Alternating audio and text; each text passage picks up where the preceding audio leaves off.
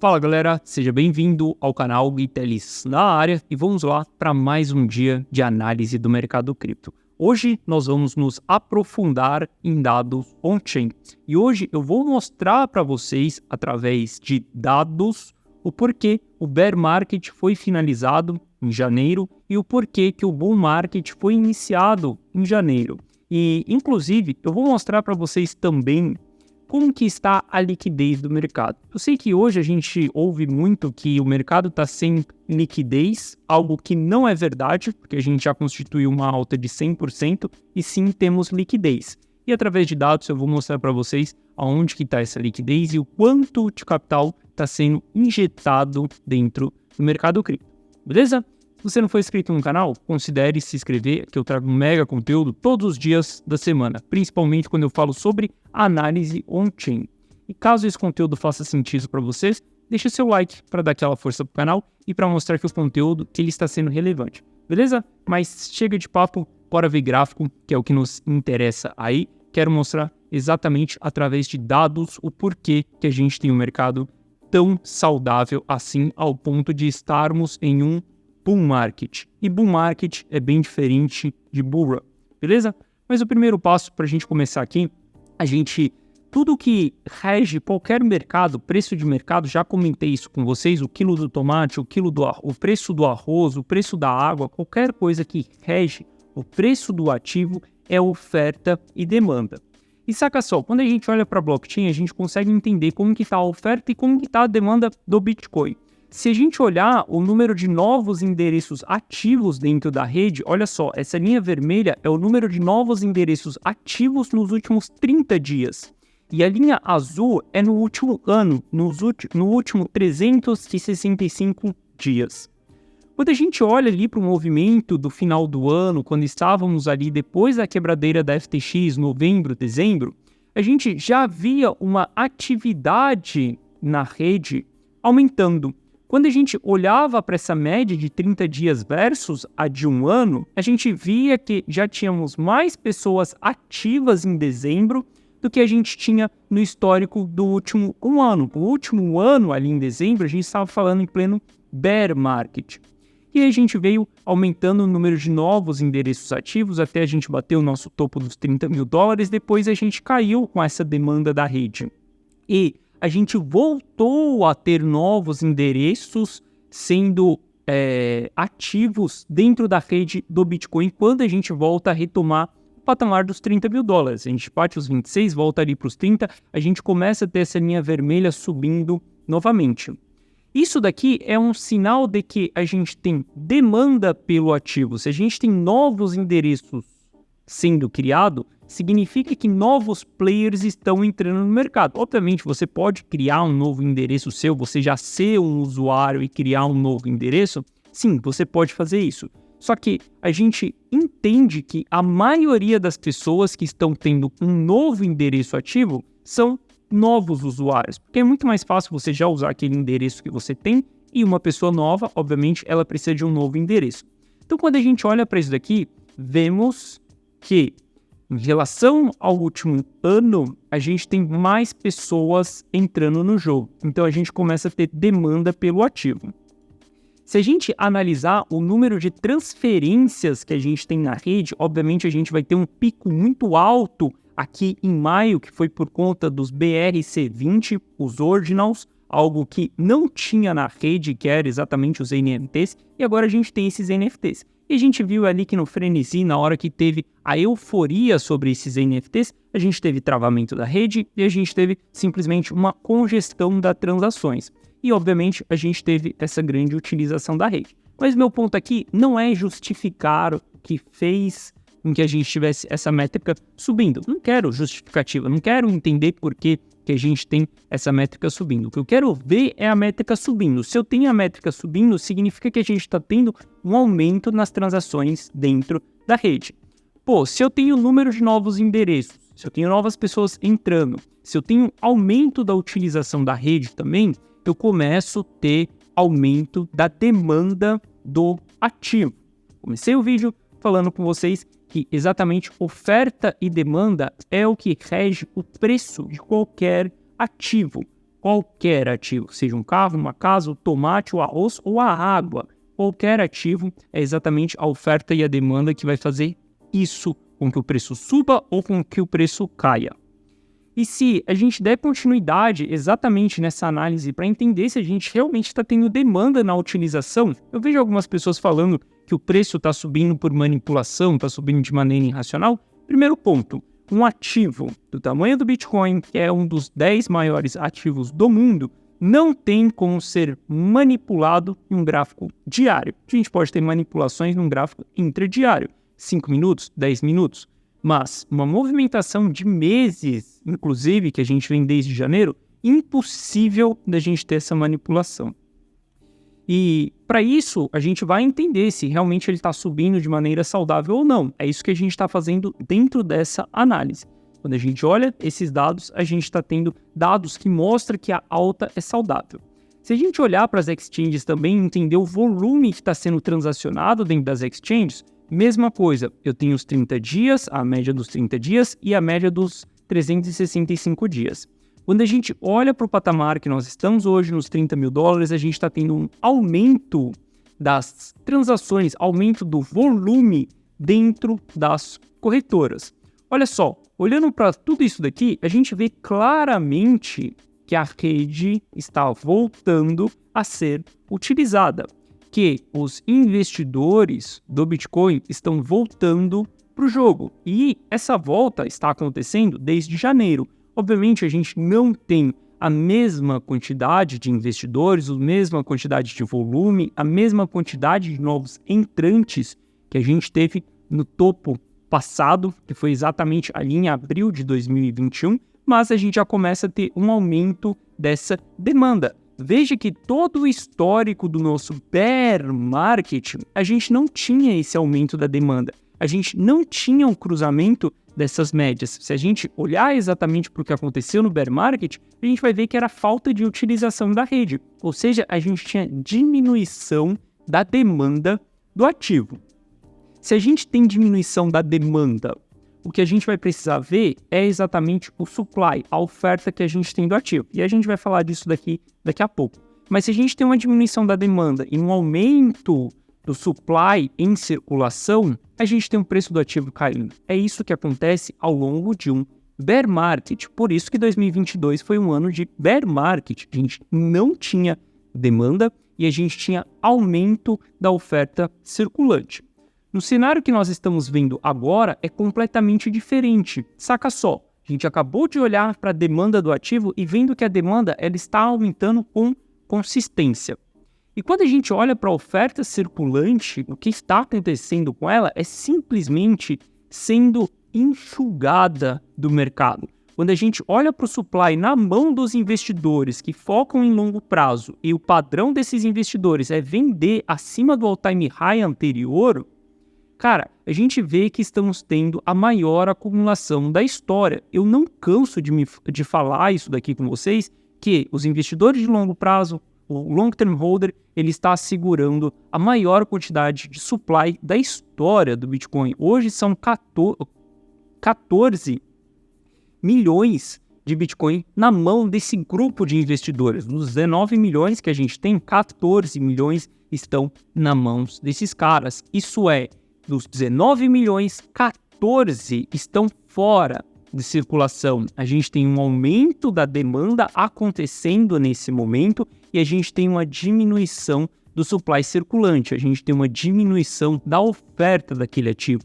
Essa é a matemática perfeita para qualquer ativo entrar em um bull market. Bull market é simplesmente, se você traduzir, se você jogar no Google aí, você vai ver que bull market significa mercado de alta, significa tendência de alta. Muitas pessoas confundem bull market com bull run. A nossa bull run é aquele movimento, a corrida dos touros, é aquele movimento que ele sempre acontece pós o halving, quando a gente estoura o all-time high anterior. Muitas pessoas falam que é estourar a tampa do mercado, mas exatamente a partir do momento que a gente passar os 68 mil dólares, que a gente estiver vivenciando pós-halving, a gente vai ter sim essa bull run. Até lá, a gente vai estar em uma fase de bull market, beleza? Olhando para todas essas métricas aqui, eu não sei como ficar bearish nesse momento. Tem algumas pessoas que acreditam que a gente vai buscar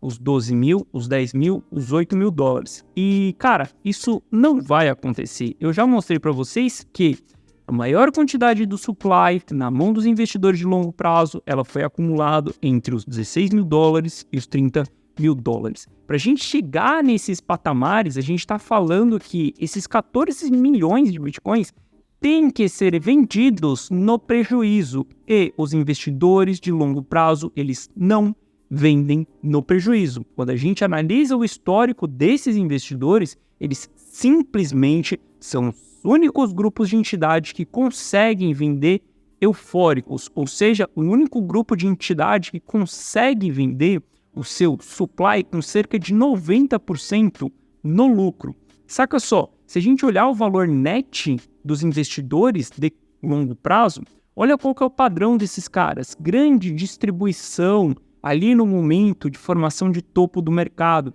grandes acumulações ao longo do bear market. Esses caras acumulam bear market, distribuem bull market, distribui bull run. Lembra que eu falei com vocês que a bull run ela inicia quando a gente estoura a tampa do all-time high anterior? Olha só, a gente estourando a tampa em 2020, ali em novembro de 2020, e a gente tendo exatamente esses investidores começando a distribuir no mercado. A gente inicia bear market, topo do ciclo, esse foi um topo de complacência do mercado, a gente vê que os investidores de longo prazo estavam acumulando, e esses caras vão seguir acumulando até que a gente entre em uma nova fase eufórica. Olha só como que foi o último ciclo, onde a gente teve acumulação iniciando em março de 2018 e a acumulação desses caras ela foi até outubro de 2020. Ou seja, esses caras ficaram no mínimo 2 anos esperando, 2 anos acumulando os seus ativos para depois eles fazerem essa distribuição lá na frente, beleza?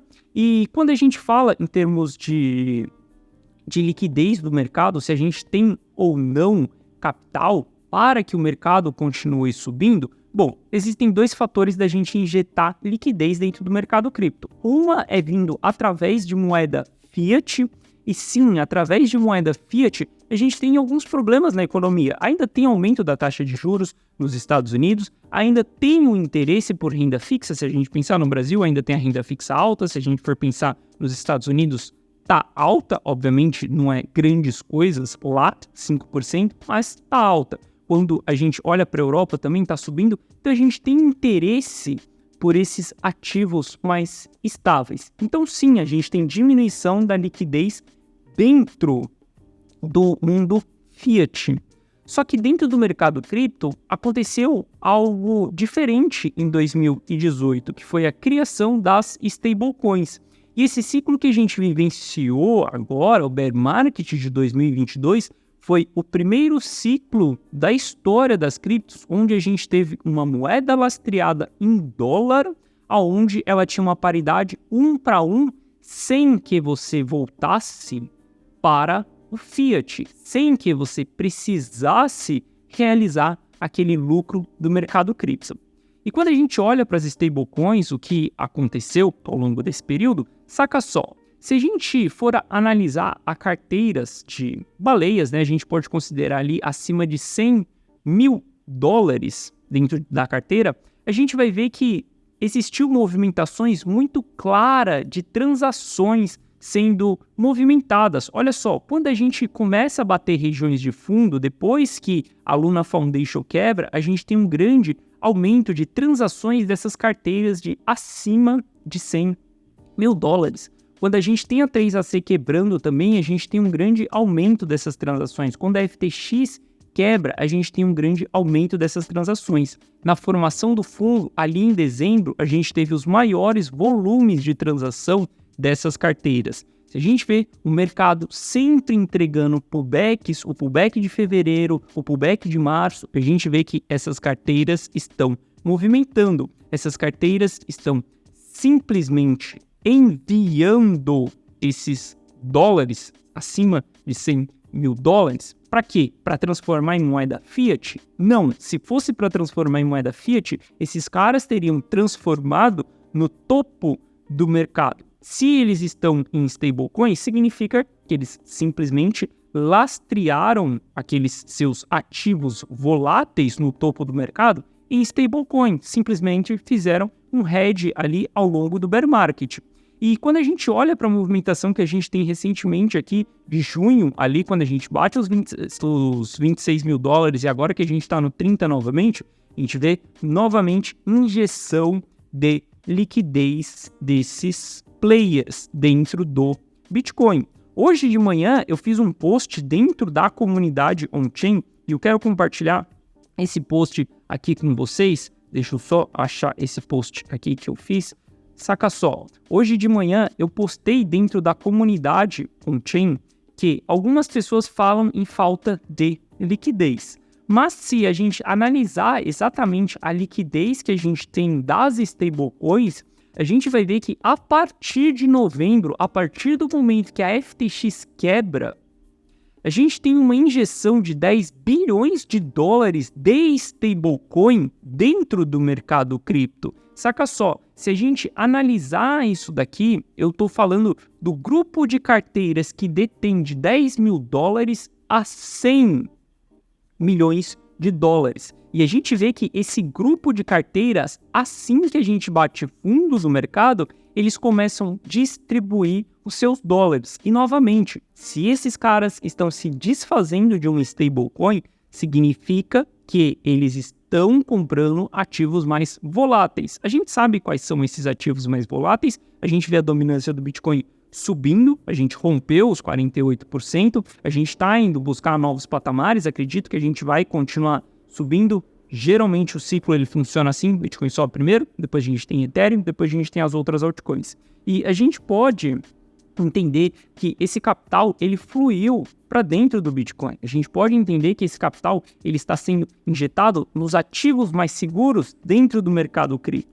Saca só, se eu for analisar todas as carteiras do mercado cripto de $0, de 0 USDC ali, até exatamente o infinito, aqui eu não estou colocando grupo de carteiras nenhuma, a gente vai ver que esse grupo de carteiras injetou, cara, 16 bilhões de dólares dentro do mercado. Se você voltar aqui dentro do meu canal 5 meses atrás, você vai ver uma chuva de vídeos que eu falava onde a gente estava entrando em bull market. 5 meses atrás, o que você mais vai encontrar, qualquer uma dessas thumbs, o bear market das criptos acabou, entramos em bull market no Bitcoin, bull market do Bitcoin começou, cara, já tem 5 meses que eu venho falando com vocês que o bull market começou, não é de hoje. A gente está na casa dos 30 mil dólares, hoje para mim é improvável a gente voltar para os 15, impossível a gente perder os 15. Tem pessoas que perderam o bonde nos 15 porque estavam esperando os 12. E a gente ainda continua tendo pessoas esperando os 12, sendo que já estamos nos 30. Cara, esquece. Daqui para frente a gente vai continuar subindo. O mercado, ele anda em ondas? Sim, ele anda em ondas. Significa que a gente vai chegar no novo all-time high em linha reta? Não, não significa que a gente vai chegar no novo all-time high em linha reta. Mas perceba que a gente saiu dos 26, a gente saiu dos 16, a gente foi parar nos 26, dos 26 a gente foi para os 19, dos 19 a gente foi para os 30, dos 30 a gente foi para os 26, do 26 a gente já está de volta na casa dos 31. O que o mercado está mostrando para nós? Que ele está subindo com consistência. A gente vai continuar subindo? Acredito que sim, nos próximos dias. Vejo que a gente vai buscar os 32, os 34, para depois a gente entregar novos pullbacks. Pullback que vai ser superior aos 26. Só que a gente vai continuar nessa história pelos próximos meses. Eu não vejo grandes crashes acontecendo. A recessão dos Estados Unidos, para mim, ela já foi completamente descartada. Quando a gente olha para todos os indicadores, cara, a inflação está caindo, o job continua aumentando, a gente não tem problema nenhum nesse momento na economia, não tem por que acontecer uma recessão. Eu acredito que a gente já está próximo do pivoteamento do Fed, inclusive a gente vê que 95% das pessoas estão apostando que na próxima reunião, no dia 26, a gente vai ter elevação da taxa de juros. E eu brinco bastante lá dentro do canal do Telegram, eu aposto uma garrafa de vinho que na próxima reunião não vai ter aumento da taxa de juros. O Fed, ele não vai mais aumentar a taxa de juros, ele é um pouco mais duro nesse momento, falando que sim, ainda precisam continuar analisando, mas a gente já não tem mais dados nenhum. Vocês acham que o Jerome Powell vai chegar simplesmente um pronunciamento e vai falar mês que vem a gente vai baixar? Não, obviamente que não, porque ele sabe que isso vai jogar os mercados para cima. Então, ele vai segurar isso nas falas dele, mas eu não vejo que a gente vai ter mais elevações nos próximos meses. Beleza? Então, analisando tudo isso, analisando os dados on-chain, a gente consegue entender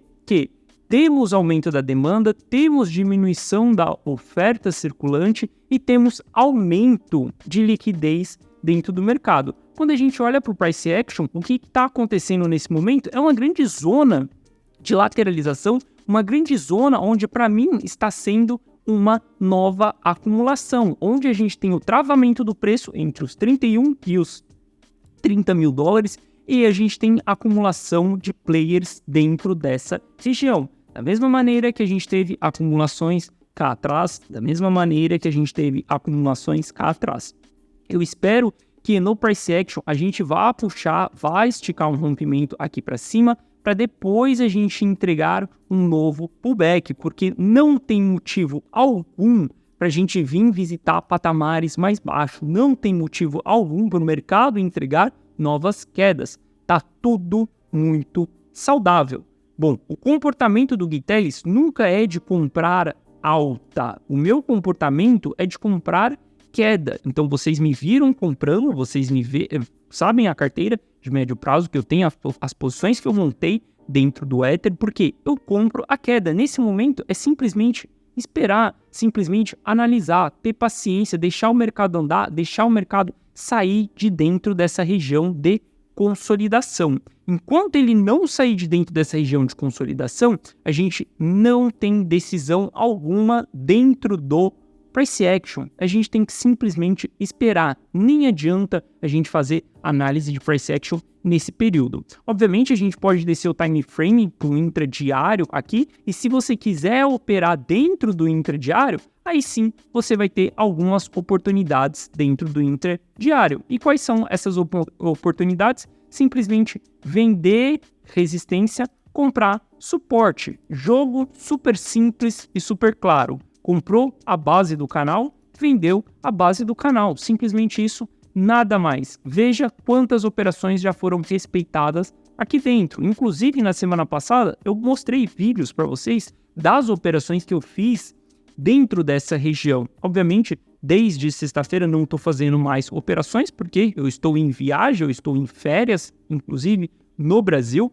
Então, nesse momento, não dá para eu estar acompanhando o mercado o tempo inteiro. Mas a gente continua dentro dessa zona de lateralização. Não tenho o que falar sobre price action. Se a gente analisar o book de ofertas também, a gente vai ver que a história continua a mesma. Venda, compra, venda, compra, venda, compra, venda, compra. Simplesmente isso. Zonas de acumulação ou distribuição, elas são extremamente claras para a gente operar no curto prazo, mas para a gente operar no longo prazo e no médio prazo, a gente precisa que o ativo ele saia de dentro dessas zonas de consolidação, beleza?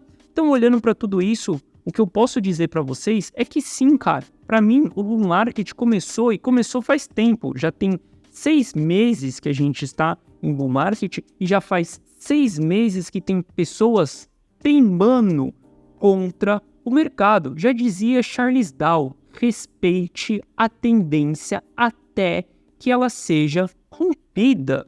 Então, não tente prever o futuro, falar para mim que, cara, em agosto o mercado vai cair, em setembro o mercado vai parar em 25, em novembro o mercado vai parar em 12 mil dólares, se você não tiver uma bola de cristal, não adianta falar nada disso, porque tudo o que você está falando é através de achismo. Os dados estão mostrando que a tendência é de alta. Os dados estão mostrando que o bull market já iniciou. Os dados estão mostrando que os investidores mais maduros dentro do mercado cripto estão comprando e comprando sem dó.